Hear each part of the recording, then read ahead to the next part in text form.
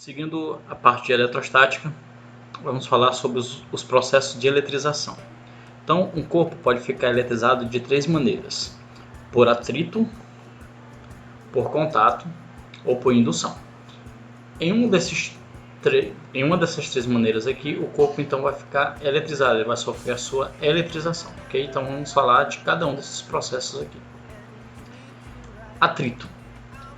Vamos considerar a figura. Eu tenho o corpo, o vidro, neutro, e a lã também neutro.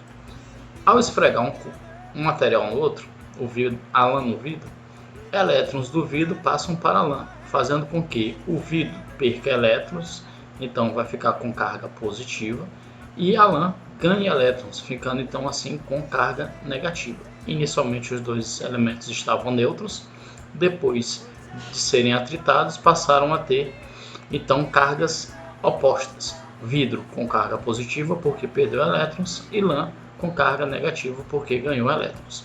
Então o atrito diz o seguinte: colocando-se dois corpos constituídos de substâncias diferentes e inicialmente neutros, ao serem atritados, um deles cede elétrons para o outro. Ao final do processo, os dois corpos estarão eletrizados com cargas opostas. Então, no caso aqui, inicialmente neutros foram atritados e ao final do processo eles ficaram com cargas opostas, certo? O outro processo de eletrização é por contato.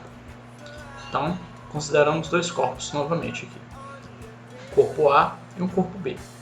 O corpo A tem carga QA e o corpo B tem carga QB. Coloco os dois em contato. Após o contato entre eles, eu vou separar os corpos, certo? Qual vai ser a carga de A e qual vai ser a carga de B depois desse contato? Então, a carga de A vai ser o quê? A soma da carga inicial de A mais a carga inicial de B, dividido por 2. E B vai ficar com o mesmo resultado: soma da carga inicial de A mais a soma da carga inicial de B, dividido por 2. Por que por 2? Porque são dois elementos que estão em contato aqui, certo? Então, o valor das cargas deles vão ficar iguais. Então, vai fazer o seguinte: é o processo em que um corpo eletrizado é colocado em contato com um corpo neutro. De preferência, devem ser usados dois corpos condutores de eletricidade. Bem, aqui uma ressalva só para essa parte de corpo neutro. Não necessariamente um outro corpo tem que estar neutro, certo? Ele pode ter um valor de carga.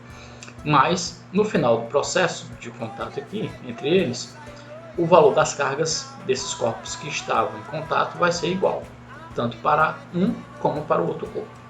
Ok? Então, essa parte aqui foi aquela parte que foi vista em sala, fazendo alguns cálculos sobre eletrização por contato. O último dos três processos é indução.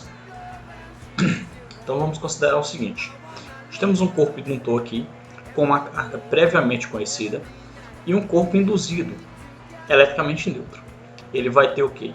Ele tem carga negativa e o corpo induzido tem carga positiva. Ou não tem carga, está neutro em princípio. Esse corpo indutor vai ter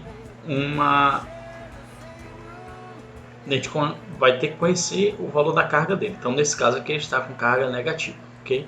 Ao aproximar o corpo indutor do corpo induzido, os elementos de carga contrária ao corpo induzido são atraídos para mais próximo do corpo indutor. Então, aqui no caso, meu corpo indutor está carga negativa. Os prótons presentes aqui nesse corpo neutro são atraídos pela carga negativa. E os elétrons que estão nesse corpo neutro são forçados a ir para o outro lado.